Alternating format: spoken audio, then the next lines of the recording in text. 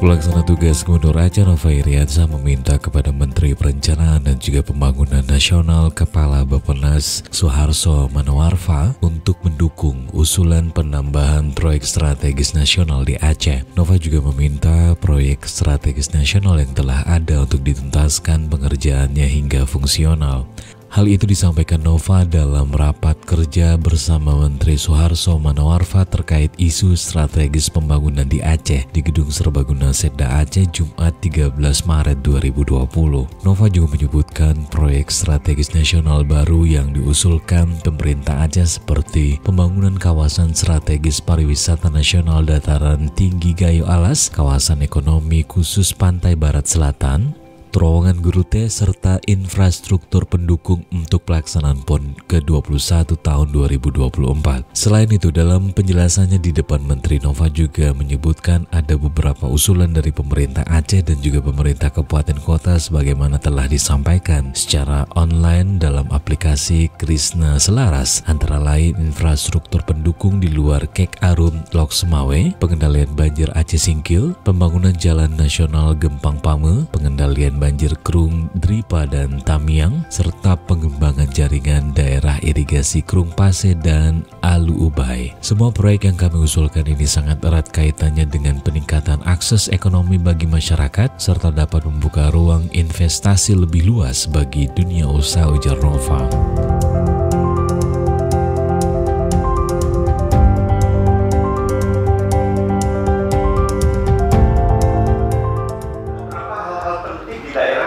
Kiranya ini sangat penting kami sampaikan karena pertumbuhan ekonomi kemajuan daerah Aceh ini saya kira sangat tergantung pada wilayah-wilayah ini, Bapak dan Ibu sekalian. Ini ada terowongan Paro, Hulu, dan Gurute, Bapak.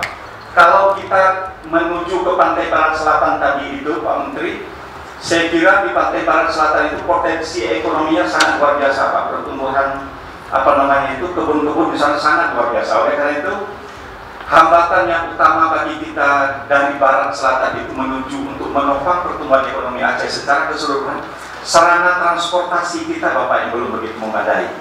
Itu terhalang dengan Gurute ini, Bapak. Gurute ini gunung, Bapak. Jadi ada Gunung Paro, ada Gunung Hulu, ada Gunung Gurute. Ketiga gunung ini, Bapak, saya kira tepongannya berat, sering longsor dan sering sekali terjadi kecelakaan lalu lintas, Bapak. Ini kondisinya, Bapak dan Ibu sekalian. Saya kira Pak Menteri ini hampir setiap bulan ini pasti ada kejadian. 2 hari yang lalu juga terjadi, Pak Menteri. Oleh karena itu terkait dengan ini memang agak sedikit rumit, Pak Menteri, karena khusus Gurute ini ternyata bebatuannya itu perlu kajian lebih dalam. Terlepas itu, Bapak dan Ibu sekalian, Pak Menteri, saya kira jika ini bisa diterobos, mungkin ini akan menghantarkan pembangunan daerah barat selatan itu akan jauh lebih maju, lebih cepat dan terdukung pembangunan secara keseluruhan Aceh pada umumnya. Apalagi kalau misalnya jalan tol yang kita lihat tadi, Pak Menteri, dibelokkan ke sana, Pak, itu jauh lebih bagus lagi. Next.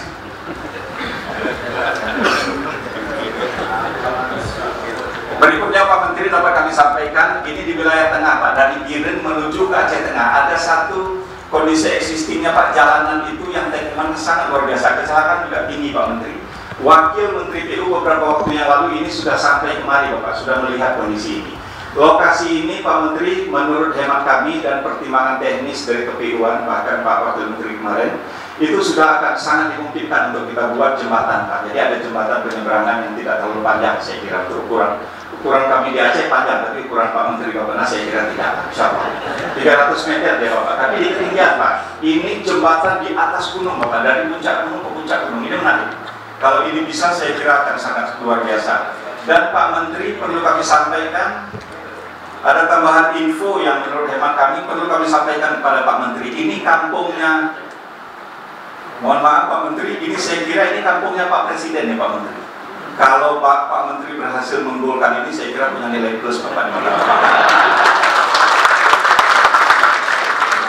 Perhatian dari Bapak Menteri sekaligus dengan timnya dari Bappenas, Bapak dan Ibu sekalian.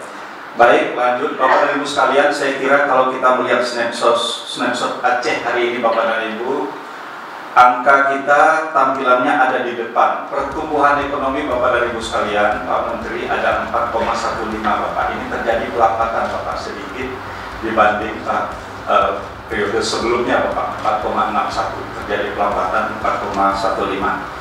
Yang kedua Pak Menteri, saya kira angka inflasi kita ini cukup menggembirakan Pak, jauh di bawah nasional.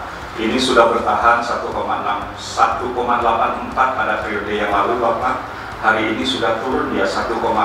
Ini alhamdulillah kondisinya cukup kondusif dibandingkan nasional. Kemiskinan Pak Menteri, angka kita sementara masih bercokol di kepala 15 Bapak, 01.